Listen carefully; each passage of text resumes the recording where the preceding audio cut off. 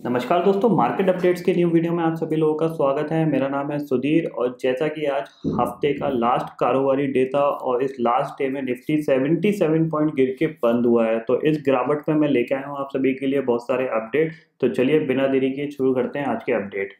तो हर रोज की तरह जो पहला अपडेट ले लेते हैं वो ले लेते हैं मार्केट की तरफ से, जहां पे कि निफ्टी आज 77 पॉइंट गिर के बंद हुआ है। वहीं अगर सेंसेक्स की बात करूं तो सेंसेक्स 218 पॉइंट गिर के बंद हुआ है। तो सबसे पहले जान लेते हैं कि मार्केट में क्या हुआ था। जैसा कि दोस्तों करीब 12 बजे तक तो मार्केट ठीक ठाक ही ट्रेड कर रहा था। यहाँ पे निफ्टी होल्ड करने की कोशिश कर रहा था 10,600 को और बैंक निफ्टी 26,200 को। बट 12 बजे के बाद जैसे ये लेवल टूटे हैं, 12:30 बजे के बाद ये जैसे लेवल टूटे, एक बार निफ्टी ने 10,600 तोड़ा और बैंक निफ्टी ने 26,200 तोड़ा। उसके बाद तो दोनों ही कह सकते हैं एक फ्री फॉल की तरह गिरने लगे और एंड में जाके डे लो पे ही बंद हुआ है। और यहाँ पे बैंक निफ्टी की एक्सपायरी थी, शायद एक्सपायरी में यहाँ पे जो ट्रेडर्स थे वो कोई पोजीशन रखना नहीं चाहते थे, जो पूरी यहाँ पे लॉन्ग अनवाइंडिंग देखी गई। इसका प्रेशर बना और मार्केट नीचे जाके बंद हुआ है। अगर मैं यहाँ पे गेनर और लूजर की बात करूँ तो टॉप 3 गेनर में रहा जी इंटरटेनमेंट, अदानी पोर्ट और L&T।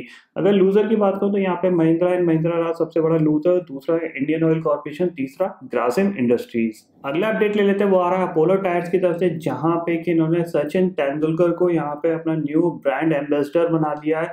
और अब शायद आपको सचिन तेंदुलकर की जो भी जर्सी वगैरह होती हैं, बैट्स वगैरह होंगे, उस पर अपोलो टायर लिखा हुआ दिखाई देगा। अगला अपडेट लेते हैं, वो आ रहा है यहाँ पे डॉक्टर रेड्डीज लैब की तरफ से, जहाँ पे कि इनका ड्रग था सुबॉक्सिन, उसको क्लीन चिट मिल गई थी। यहाँ बेसिकली जो कल के दिन यहाँ पे जो यूएस कोर्ट में वो केस जीत गए थे और अब वो अपना ड्रग बेच सकते हैं यूएस के मार्केट में। तो इसके चलते यहाँ पे जो अब एडलवाइस ने नया टारगेट जो अपग्रेड किया है डॉक्टर रेड्डीज का, वो किया है करीब 3350 का। तो काफी अच्छा टारगेट है, एक bullish target doctor Reddy's lab के लिए निकल के आ रहा है इस ड्रग के क्लीन होने के बाद। अगला अपडेट ले लेते हैं, वो आ रहा है रुपये की तरफ से, कि ये हमारे मार्केट के लिए कह सकते हैं सबसे पॉजिटिव चीज है। बट इसका जो रिएक्शन आएगा वो शायद काफी दिन बाद आता है नॉर्मली। तो यहाँ पे रुपया डे हाई पे जाके बंद हुआ है और अब 71 के नीचे आ गया है।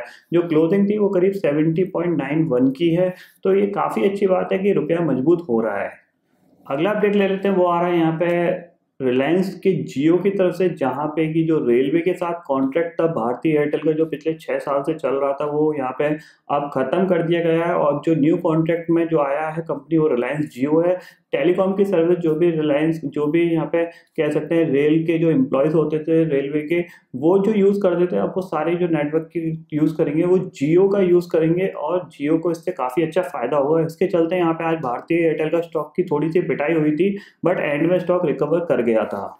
अगला अपडेट लेते हैं, यहाँ पे आ रहा है बेसिकली वोडाफोन आइडिया की तरफ से। बेसिकली ये दोनों कंपनी अब मर्ज हो गई हैं। इन्होंने अनाउंस किया है करीब 2020 तक ये 27,000 करोड़ रुपया इंडिया के अंदर इन्वेस्ट करेंगे और ये सारा जो रुपया जाएगा वो जाएगा 5G टेक्नोलॉजी के लिए। तो कह सकते हैं कि यहाँ पे टेलीकॉम कंपनियां अब तैयारी कर रही हैं 5G के लिए, क्योंकि 4G अब ऑलमोस्ट पुराना होता जा रहा है। अब सब लोग 5G की ही बातें करेंगे कुछ दिन बाद। अगला अपडेट ले लेते हैं, यहाँ पे आ रहा है वक्रांची की तरफ से, जहाँ पे कि ये कह सकते हैं वक्रांची के लिए काफी दिनों बाद एक नया अपडेट आया है, जहाँ पे इनको EOW से बेसिकली इसको बोलते हैं इकोनॉमिक ऑफेंस विंग। ये बेसिकली एक कह सकते हैं CBI जैसी एक जांच अथॉरिटी है जो कंपनियों के बारे में पता करती है कुछ कंपनी गलत तो नहीं कर रही है। तो यहाँ पे वक्रांची को क्लीन चिट मिल गई है, जो कि इनके ऊपर एक केस लगा था, एक एलिगेशन लगा था कि उन्होंने स्टॉक के प्राइस में मैनिपुलेशन करा हुआ है, जिसके चलते यहाँ पे स्टॉक की पिटाई हुई थी और कहाँ 600-700 रुपए का स्टॉक पिटते पिटते 30-40 पे आ गया था। तो अब ये क्लियरेंस मिल गया। अब देखते हैं कि क्या स्टॉक चलेगा इसके बाद, क्योंकि आज तो 5% के अपर सर्किट पे बंद हुआ था कि अगर कोई गड़बड़ी इनको नहीं पाई है तो इसका मतलब शायद मैनेजमेंट ठीक था। अब इसके बाद देखते हैं वक्रांति का स्टॉक किधर जाता है।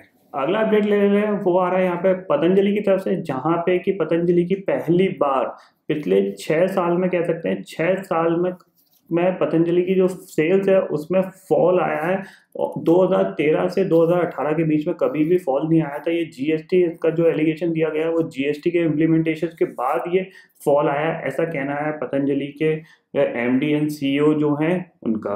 अगला अपडेट ले लेते हैं, वो आ रहा है यहाँ पे यस बैंक की तरफ से, जहाँ पे कि दिसंबर 13 को इनकी मीटिंग है, एक बोर्ड मीटिंग है, जहाँ पे ये डिस्कस करेंगे कि नया CEO किसको बनाया जाए। तो यस बैंक के स्टॉक पे नजर रखिएगा और 13 तारीख से पहले यहाँ पे यस बैंक में हो सकता है कि एक मोमेंटम बन सके सके, क्योंकि अगर कोई भी अच्छा नाम आया तो स्टॉक में काफ़ी अच्छा मोमेंटम बन सकता है ऊपर की साइड का। अगला अपडेट ले लेते हैं, वो आ रहा है यहाँ पे इंडिको रेमेडीज की तरफ से, जहाँ पे कि इन्हें यूएस एफडीए से क्लीन चिट मिल गई है। इनके जो गोवा प्लांट था उसमें यहाँ पे कोई ऑब्जर्वेशन नहीं आया है, तो इसके चलते स्टॉक भी 20% के अपर सर्किट पे जाके बंद हुआ है, क्योंकि ये प्लांट पिछले करीब 2 साल से ऑब्जर्वेशन पे फंसा हुआ था। अब यहाँ पे क्लीन चिट मिल गई है, तो ये कह सकते हैं कि अपनी दवाइयों को अब ये मार्केट में बेच सकेंगे यूएस के। तो ये काफ़ी अच्छी बात है इंडिको रेमेडीज की तरफ से, इसकी चलते ही यहाँ पे स्टॉक में आज 20% का अपर सर्किट बंद हुआ है।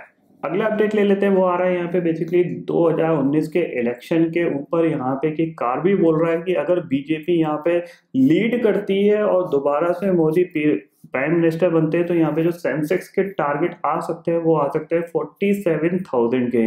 जी हाँ, 47,000 तक सेंसेक्स जा सकता है अगर दोबारा मोदी पीएम बनता है।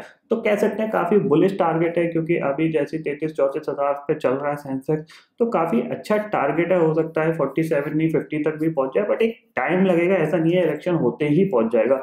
टाइम लगेगा, 2 या 3 साल 4 साल लगेंगे, तब जाके सेंसेक्स पहुंचेगा इतने हाई लेवल पे है। तो फिलहाल दोस्तों आज के अपडेट इतने ही थे। आई होप ये अपडेट आपको पसंद आएंगे। वीडियो पसंद आता है तो लाइक और शेयर जरूर करिएगा, और चैनल को जरूर सब्सक्राइब कर लीजिए, क्योंकि मैं सुधीर लेके आता रहूंगा हर दिन आपके लिए नए नए वीडियो। इसी के साथ शुक्रिया दोस्तों, जय हिंद।